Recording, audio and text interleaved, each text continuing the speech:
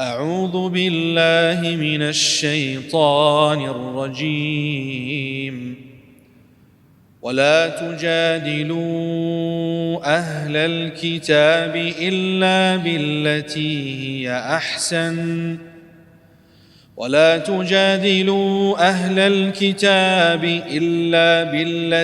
هي أحسن إلا الذين ظلموا منهم وقولوا آمنا بالذي أنزل إلينا وأنزل إليكم وإلهنا وإلهكم واحد ونحن له مسلمون. وكذلك أنزلنا إليك الكتاب فالذين آتيناهم الكتاب يؤمنون به ومن هؤلاء من يؤمن به وما يجحد بآياتنا إلا الكافرون. وما كنت تتلو من قبله من كتاب ولا تخطه بيمينك إذا لارتاب المبطلون. بل هو آيات بينات في صدور الذين أوتوا العلم وما يجحد بآياتنا إلا الظالمون. وقالوا لولا أنزل عليه آيات من ربه قل إنما الآيات عند الله وإنما أنا نذير مبين. أولم يكفهم أنا أنزلنا عليك الكتاب يتلى عليهم إن في ذلك لرحمة وذكرى لقوم يؤمنون. قل كفى بالله بيني وبينكم شهيدا يعلم ما في السماوات والأرض والذين آمنوا بالباطل وكفروا بالله أولئك هم الخاسرون. ويستعجلونك بالعذاب ولولا أجل مسمى لجاءهم العذاب وليأتينهم بغتة وهم لا يشعرون. يستعجلونك بالعذاب وإن جهنم لمحيطة بالكافرين. يوم يغشاهم العذاب من فوقهم ومن تحت أرجلهم ويقول ذوقوا ما كنتم تعملون. يا عبادي الذين آمنوا إن أرضي واسعة فإياي فاعبدون. كل نفس ذائقة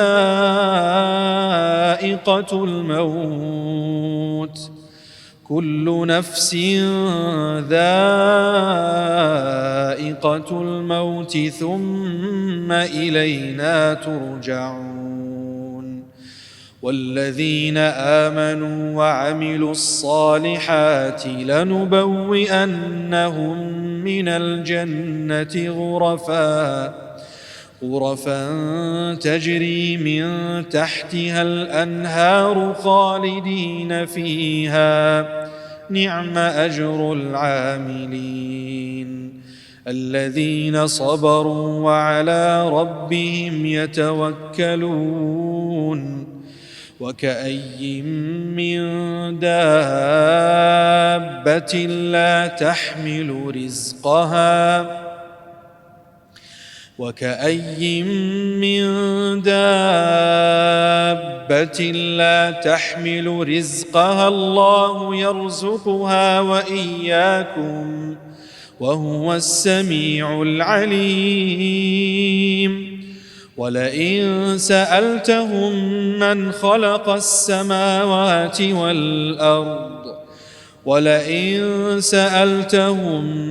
خلق السماوات والأرض وسخر الشمس والقمر ليقولن الله فأنى يؤفكون الله يبسط الرزق لمن يشاء من عباده ويقدر له إن الله بكل شيء عليم ولئن سألتهم من نزل من السماء ماء فأحيا به الأرض من بعد موتها ليقولن الله قل الحمد لله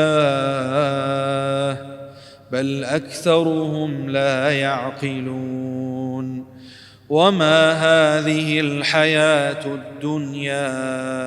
إلا لهو ولعب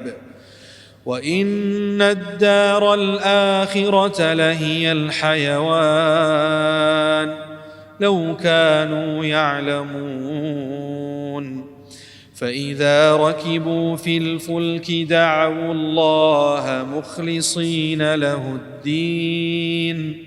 فلما نجاهم إلى البر إذا هم يشركون ليكفروا بما آتيناهم وليتمتعوا فسوف يعلمون أولم يروا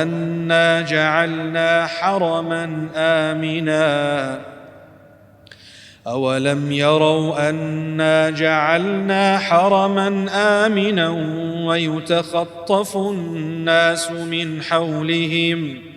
أفبالباطل يؤمنون وبنعمة الله يكفرون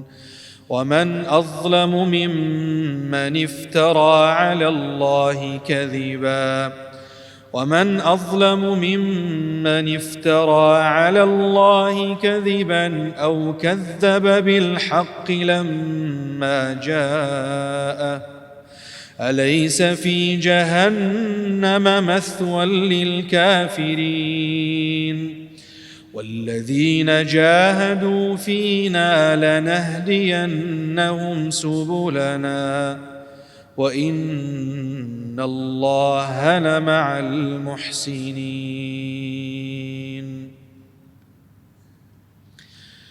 بسم الله الرحمن الرحيم ألف لام ميم غلبت الروم في أدنى الأرض وهم من بعد غلبهم سيغلبون في بضع سنين لله الأمر من قبل ومن بعد ويومئذ يفرح المؤمنون بنصر الله ينصر من يشاء وهو العزيز الرحيم وعد الله لا يخلف الله وعده ولكن أكثر الناس لا يعلمون ظاهرا من الحياة الدنيا وهم عن الآخرة هم غافلون أولم يتفكروا في أنفسهم ما خلق الله السماوات والأرض وما بينهما إلا بالحق إلا بالحق وأجل مسمى وإن كثيرا من الناس بلقاء ربهم لكافرون أولم يسيروا في الأرض فينظروا كيف كان عاقبة الذين من قبلهم كانوا أشد منهم قوة وأثاروا الأرض وعمروها أكثر مما عمروها وجاءتهم رسلهم بالبينات فما كان الله ليظلمهم ولكن كانوا أنفسهم يظلمون ثم كان عاقبة الذين أساءوا السوء أن كذبوا بآيات الله وكانوا بها يستهزئون الله يبدأ الخلق ثم يعيده ثم إليه ترجعون ويوم تقوم الساعة يبلس المجرمون ولم يكن لهم من شركائهم شفعاء وكانوا بشركائهم كافرين ويوم تقوم الساعة يومئذ يتفرقون فأما الذين آمنوا وعملوا الصالحات فهم في روضة يحبرون وأما الذين كفروا وكذبوا بآياتنا ولقاء الآخرة فأولئك في العذاب محضرون فسبحان الله حين تمسون وحين تصبحون وله الحمد في السماوات والأرض وعشيا وحين تظهرون يخرج الحي من الميت ويخرج الميت من الحي ويحيي الأرض بعد موتها وكذلك تخرجون ومن آياته أن خلقكم من تراب ومن آياته أن خلقكم من تراب ثم إذا أنتم بشر تنتشرون ومن آياته أن خلق لكم من أنفسكم أزواجا لتسكنوا إليها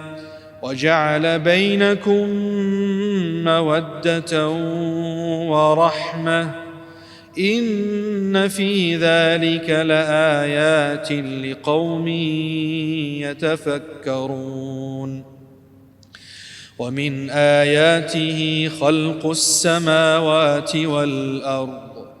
ومن آياته خلق السماوات والأرض واختلاف ألسنتكم وألوانكم إن في ذلك لآيات للعالمين ومن آياته منامكم بالليل والنهار وابتغاؤكم من فضله إن في ذلك لآيات لقوم يسمعون ومن آياته يريكم البرق خوفا وطمعا وينزل من السماء ماء فيحيي به الأرض بعد موتها إن في ذلك لآيات لقوم يعقلون ومن آياته أن تقوم السماء والأرض بأمره ثم إذا دعاكم دعوة من الأرض إذا أنتم تخرجون وله من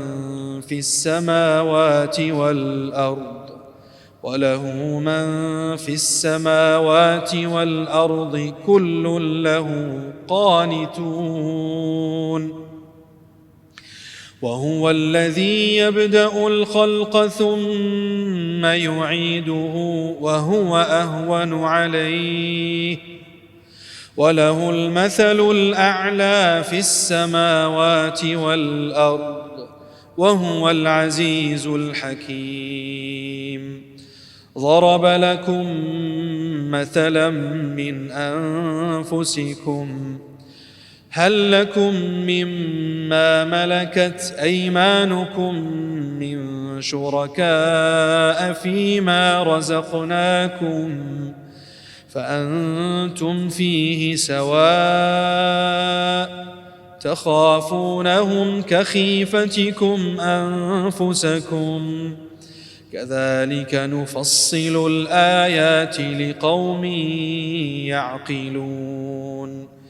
بل اتبع الذين ظلموا أهواءهم بغير علم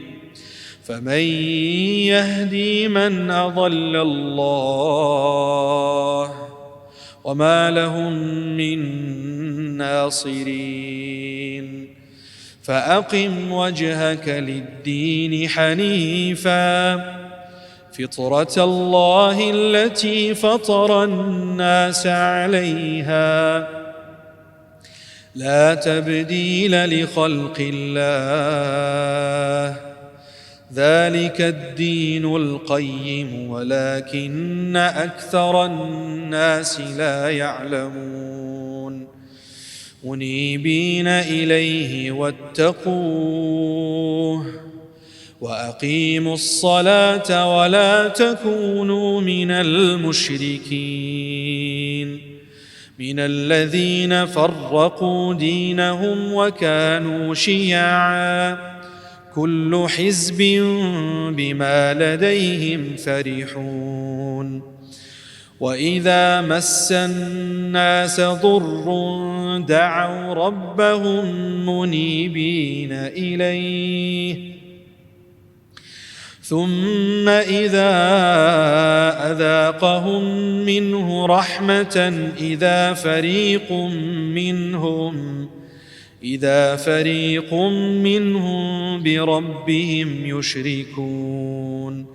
ليكفروا بما آتيناهم فتمتعوا فسوف تعلمون أم أنزلنا عليهم سلطانا فهو يتكلم بما كانوا به يشركون وإذا أذقنا الناس رحمة فرحوا بها وإن تصبهم سيئة بما قدمت أيديهم إذا هم يقنطون أولم يروا أن الله يبسط الرزق لمن يشاء ويقدر إن في ذلك لآيات لقوم يؤمنون فآت ذا القربى حقه والمسكين وابن السبيل ذلك خير للذين يريدون وجه الله وأولئك هم المفلحون. وما آتيتم من ربا ليربو في أموال الناس فلا يربو عند الله، وما آتيتم من زكاة تريدون وجه الله فأولئك هم المضعفون. الله الذي خلقكم ثم رزقكم ثم يميتكم ثم يحييكم، هل من شركائكم من يفعل من ذلكم من شيء؟ سبحانه وتعالى عما يشركون. ظهر الفساد في البر والبحر بما كسبت أيدي الناس ليذيقهم بعض الذي عملوا لعلهم يرجعون. قل سيروا في الأرض فانظروا كيف كان عاقبة الذين من قبل، كان أكثرهم مشركين. فأقم وجهك للدين القيم من قبل أن يأتي يوم لا مرد له من الله، يومئذ يصدعون. من كفر فعليه كفره، ومن عمل صالحا فلأنفسهم يمهدون، ليجزي الذين آمنوا وعملوا الصالحات من فضله، إنه لا يحب الكافرين. ومن آياته أن يرسل الرياح مبشرات وليذيقكم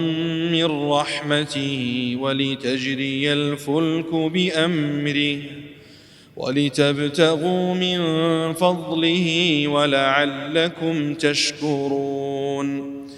ولقد أرسلنا من قبلك رسلا إلى قومهم فجاءوهم بالبينات فانتقمنا من الذين أجرموا، وكان حقا علينا نصر المؤمنين. الله الذي يرسل الرياح فتثير سحابا فيبسطه في السماء كيف يشاء ويجعله كسفا فترى الودق يخرج من خلاله، فإذا أصاب به من يشاء من عباده إذا هم يستبشرون. وإن كانوا من قبل أن ينزل عليهم من قبله لمبلسين. فانظر إلى آثار رحمة الله كيف يحيي الأرض بعد موتها، إن ذلك لمحيي الموتى وهو على كل شيء قدير. ولئن أرسلنا ريحا فرأوه مصفرا لظلوا من بعده يكفرون. فإنك لا تسمع الموتى ولا تسمع الصم الدعاء ولا تسمع الصم الدعاء إذا ولوا مدبرين وما أنت بهاد العمي عن ضلالتهم إن تسمع إلا من يؤمن بآياتنا فهم مسلمون الله الذي خلقكم من ضعف ثم جعل من بعد ضعف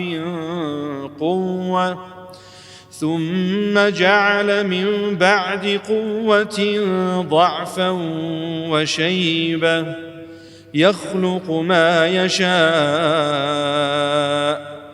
يخلق ما يشاء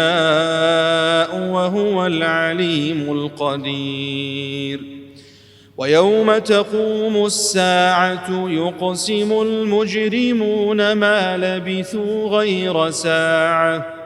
كذلك كانوا يؤفكون وقال الذين أوتوا العلم والإيمان لقد لبثتم في كتاب الله إلى يوم البعث فهذا يوم البعث ولكنكم كنتم لا تعلمون فيومئذ لا ينفع الذين ظلموا معذرتهم ولا هم يستعتبون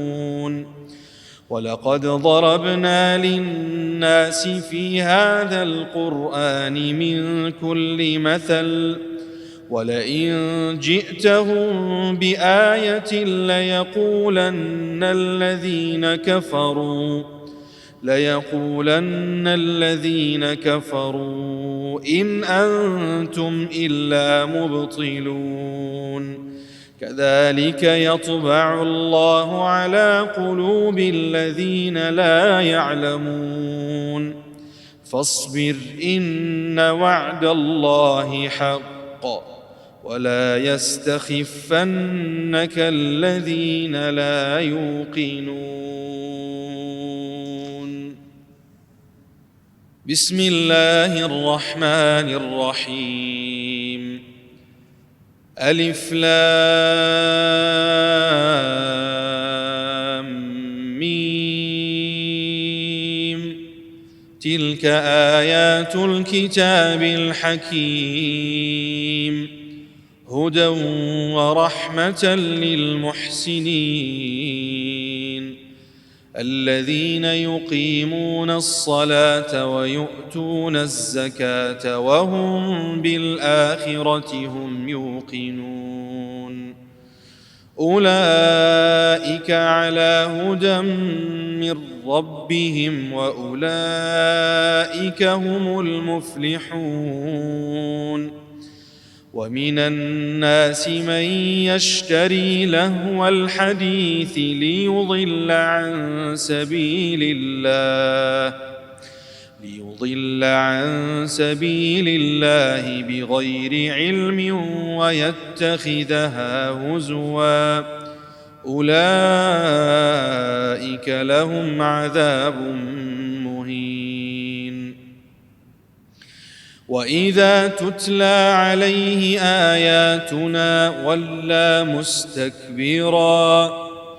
ولى مستكبرا كأن لم يسمعها كأن في أذنيه وقرا فبشره بعذاب أليم إن الذين آمنوا وعملوا الصالحات لهم جنات النعيم خالدين فيها وعد الله حقا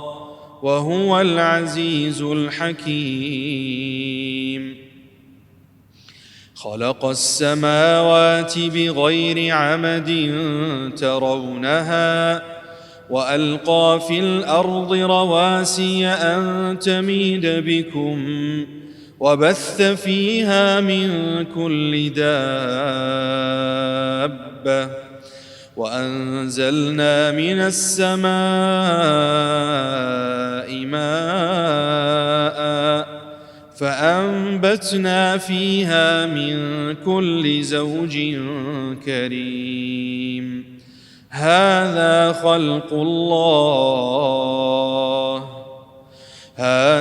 خلق الله فأروني ماذا خلق الذين من دونه بل الظالمون في ضلال مبين. ولقد آتينا لقمان الحكمة أن اشكر لله ومن يشكر فإنما يشكر لنفسه ومن كفر فإن الله غني حميد. وإذ قال لقمان لابنه وهو يعظه يا بني لا تشرك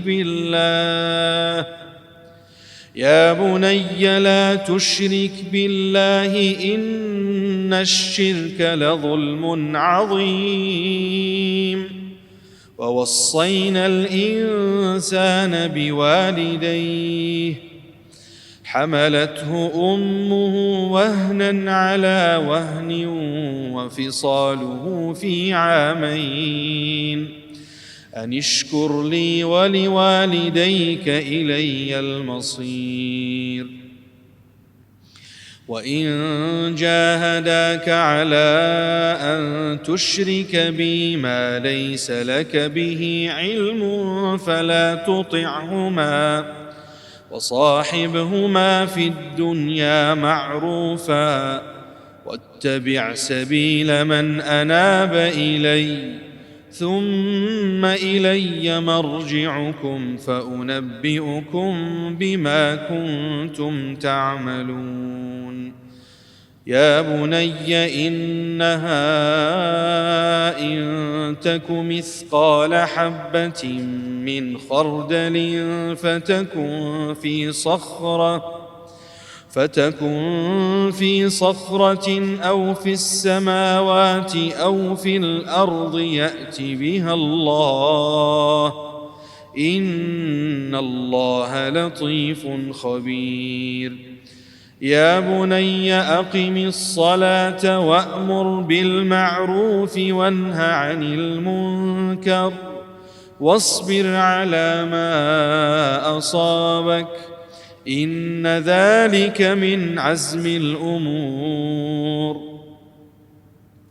ولا تصعر خدك للناس ولا تمش في الأرض مرحا إن الله لا يحب كل مختال فخور.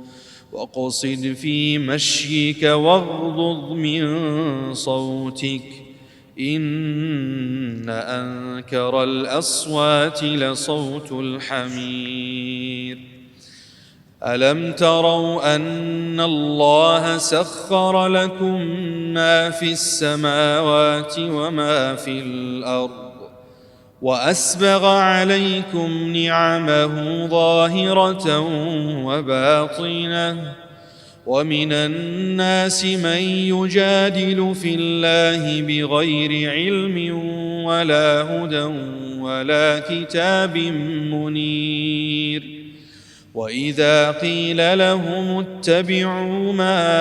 أنزل الله قالوا بل نتبع ما وجدنا عليه آباءنا أولو كان الشيطان يدعوهم إلى عذاب السعير. ومن يسلم وجهه إلى الله وهو محسن فقد استمسك بالعروة الوثقى وإلى الله عاقبة الأمور. ومن كفر فلا يحزنك كفره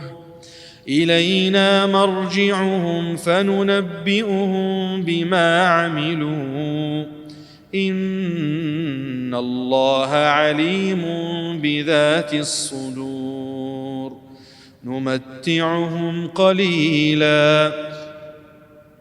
نمتعهم قليلا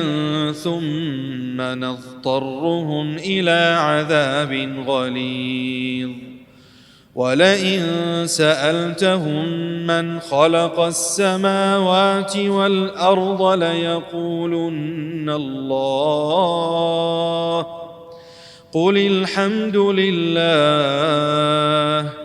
بل أكثرهم لا يعلمون لله ما في السماوات والأرض إن الله هو الغني الحميد ولو أن ما في الأرض من شجرة أقلام والبحر يمده من بعده 7 أبحر ما نفدت كلمات الله إن الله عزيز حكيم ما خلقكم ولا بعثكم إلا كنفس واحدة إن الله سميع بصير ألم تر أن الله يولج الليل في النهار ويولج النهار في الليل وسخر الشمس والقمر كل يجري إلى أجل مسمى وأن الله بما تعملون خبير ذلك بأن الله هو الحق وأن ما يدعون من دونه الباطل وأن الله هو العلي الكبير ألم تر أن الفلك تجري في البحر بنعمة الله ليريكم من آياته إن في ذلك لآيات لكل صبار شكور وإذا غشيهم موج كالظلل دعوا الله مخلصين له الدين فلما نجاهم إلى البر فمنهم مقتصد وما يجحد بآياتنا إلا كل ختار كفور يا أيها الناس اتقوا ربكم واخشوا يوما لا يجزي والد عن ولده ولا مولود هو جاز عن والده شيئا إن وعد الله حق فلا تغرنكم الحياة الدنيا ولا يغرنكم بالله الغرور إن الله عنده علم الساعة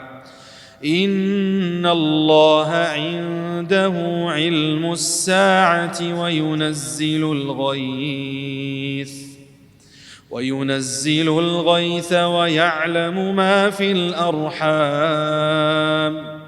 وما تدري نفس ماذا تكسب غدا وما تدري نفس بأي أرض تموت إن الله عليم خبير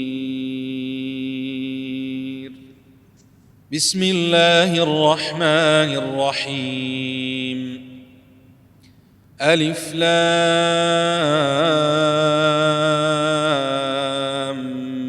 ميم تنزيل الكتاب لا ريب فيه من رب العالمين أم يقولون افتراه بل هو الحق من ربك لتنذر قوما ما آتاهم من نذير لتنذر قوما ما أتاهم من نذير من قبلك لعلهم يهتدون الله الذي خلق السماوات والأرض وما بينهما في 6 أيام ثم استوى على العرش ما لكم من دونه من ولي ولا شفيع أفلا تتذكرون يدبر الأمر من السماء إلى الأرض ثم يعرج إليه في يوم كان مقداره 1000 سنة مما تعدون ذلك عالم الغيب والشهادة العزيز الرحيم الذي أحسن كل شيء خلقه وبدأ خلق الإنسان من طين ثم جعل نسله من سلالة من ماء مهين ثم سواه ونفخ فيه من روحه وجعل لكم السمع والأبصار والأفئدة قليلا ما تشكرون وقالوا أإذا ضللنا في الأرض أإنا لفي خلق جديد بل هم بلقاء ربهم كافرون قل يتوفاكم ملك الموت الذي وكل بكم ثم إلى ربكم ترجعون ولو ترى إذ المجرمون ناكسوا رؤوسهم عند ربهم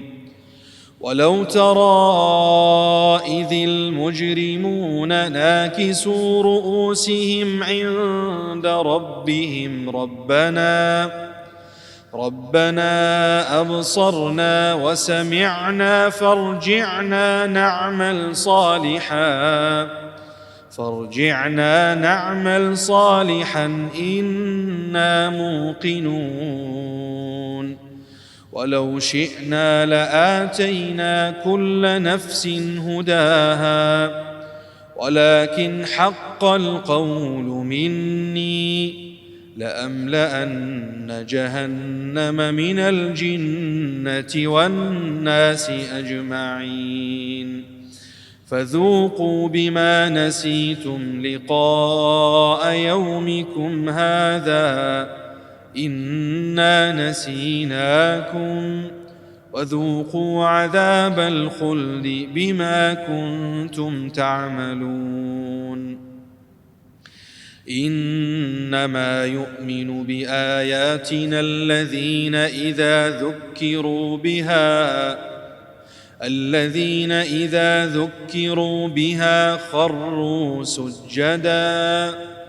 خروا سجدا وسبحوا بحمد ربهم وهم لا يستكبرون تتجافى جنوبهم عن المضاجع يدعون ربهم خوفا وطمعا ومما رزقناهم ينفقون فلا تعلم نفس ما أخفي لهم من قرة أعين جزاء بما كانوا يعملون أفمن كان مؤمنا كمن كان فاسقا لا يستوون أما الذين آمنوا وعملوا الصالحات فلهم جنات المأوى نزلا بما كانوا يعملون. وأما الذين فسقوا فمأواهم النار كلما أرادوا أن يخرجوا منها أعيدوا فيها وقيل لهم ذوقوا عذاب النار الذي كنتم به تكذبون. ولنذيقنهم من العذاب الأدنى دون العذاب الأكبر لعلهم يرجعون. ومن أظلم ممن ذكر بآيات ربه ثم أعرض عنها إنا من المجرمين منتقمون. ولقد آتينا موسى الكتاب فلا تكن في مرية من لقائه وجعلناه هدى لبني إسرائيل وجعلنا منهم أئمة يهدون بأمرنا لما صبروا وكانوا بآياتنا يوقنون. إن ربك هو يفصل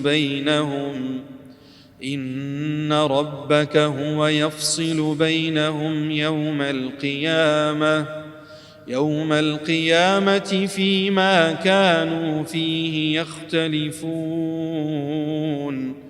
أولم يهد لهم كم أهلكنا من قبلهم من القرون يمشون في مساكنهم إن في ذلك لآيات أفلا يسمعون. أولم يروا أنا نسوق الماء إلى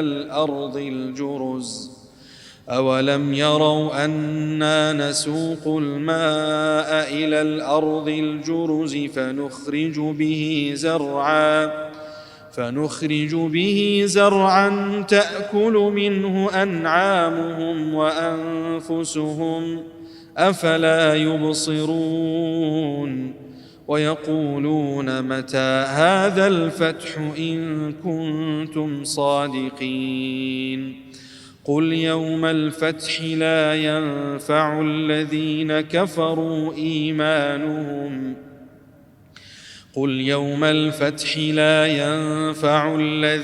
كفروا إيمانهم ولا هم ينظرون. فأعرض عنهم وانتظر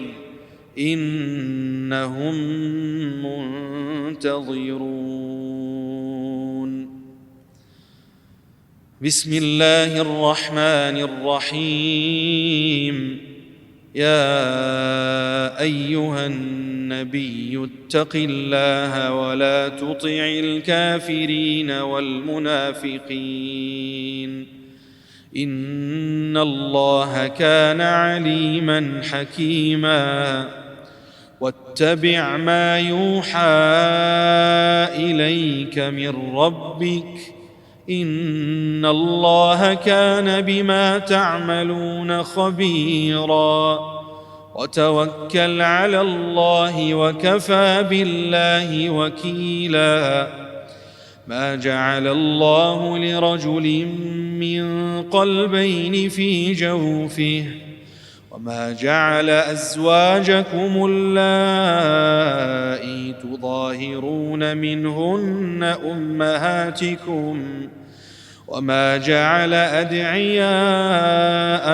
أبناءكم ذلكم قولكم بأفواهكم والله يقول الحق وهو يهدي السبيل. ادعوهم لآبائهم هو أقسط عند الله فإن لم تعلموا آباءهم فإخوانكم في الدين ومواليكم وليس عليكم جناح فيما أخطأتم به ولكن ما تعمدت قلوبكم، وكان الله غفورا رحيما. النبي أولى بالمؤمنين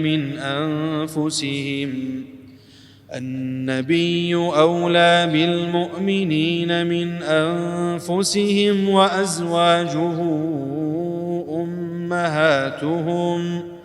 وأولو الأرحام بعضهم أولى ببعض في كتاب الله من المؤمنين والمهاجرين إلا أن تفعلوا إلى أوليائكم معروفا، كان ذلك في الكتاب مسطورا. وإذ أخذنا من النبيين ميثاقهم ومنك ومن نوح وإبراهيم وموسى وعيسى ابن مريم، وأخذنا منهم ميثاقا غليظا، ليسأل الصادقين عن صدقهم، وأعد للكافرين عذابا أليما. يا أيها الذين آمنوا اذكروا نعمة الله عليكم إذ جاءتكم جنود فأرسلنا عليهم ريحا وجنودا لم تروها، وكان الله بما تعملون بصيرا. إذ جاءوكم من فوقكم ومن أسفل منكم، وإذ زاغت الأبصار وبلغت القلوب الحناجر، وتظنون بالله الظنونا.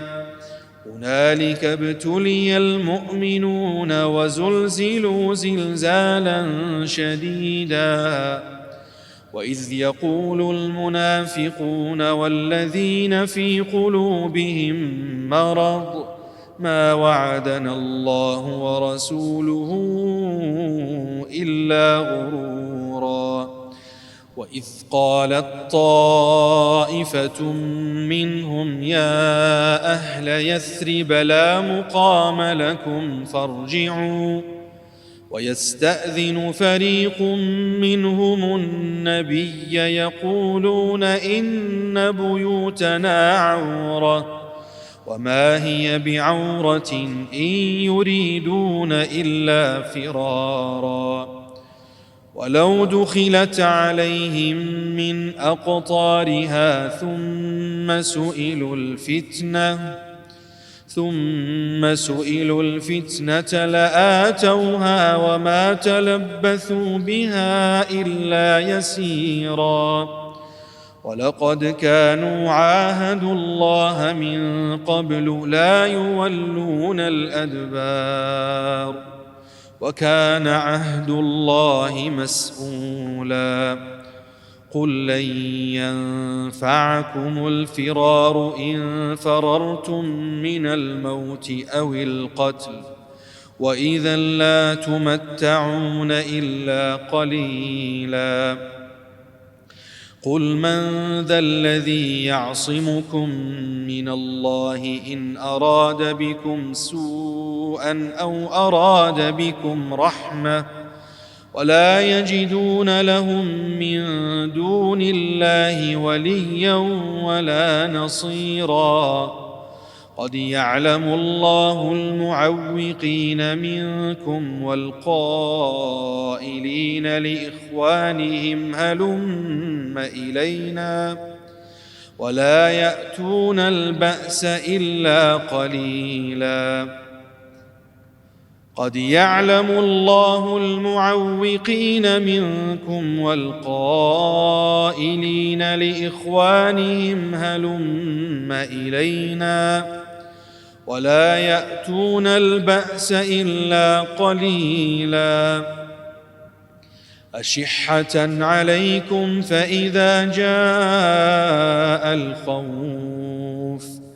فإذا جاء الخوف رأيتهم ينظرون إليك تدور أعينهم كالذي يغشى عليه من الموت فإذا ذهب الخوف سلقوكم بألسنة حداد أشحة على الخير أولئك لم يؤمنوا فأحبط الله أعمالهم وكان ذلك على الله يسيرا يحسبون الأحزاب لم يذهبوا وإن يأتي الأحزاب يودوا لو أنهم بادون في الأعراب يسألون عن أنبائكم ولو كانوا فيكم ما قاتلوا إلا قليلا لقد كان لكم في رسول الله أسوة حسنة لمن كان يرجو الله واليوم الآخر وذكر الله كثيرا ولما رأى المؤمنون الأحزاب قالوا هذا ما وعدنا الله ورسوله وصدق الله ورسوله وما زادهم إلا إيمانا وتسليما من المؤمنين رجال صدقوا ما عاهدوا الله عليه فمنهم من قضى نحبه ومنهم من ينتظر وما بدلوا تبديلا ليجزي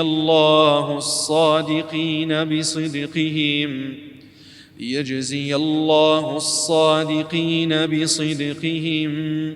ويعذب المنافقين إن شاء أو يتوب عليهم إن الله كان غفورا رحيما ورد الله الذين كفروا بغيظهم لم ينالوا خيرا وكفى الله المؤمنين القتال وكان الله قويا عزيزا وأنزل الذين ظاهروهم من أهل الكتاب من صياصيهم وقذف في قلوبهم الرعب فريقا تقتلون وتأسرون فريقا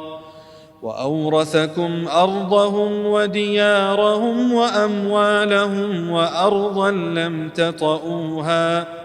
وكان الله على كل شيء قديرا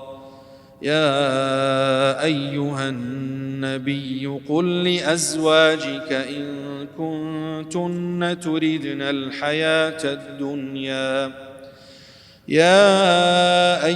النبي قل لأزواجك إن كنتن تردن الحياة الدنيا وزينتها فتعالين أمتعكن وأسرحكن سراحا جميلا وإن كنتن تردن الله ورسوله والدار الآخرة فإن الله أعد للمحسنات منكن أجرا عظيما يا نساء النبي من يأت منكن بفاحشة مبينة يضاعف لها العذاب ضعفين وكان ذلك على الله يسيرا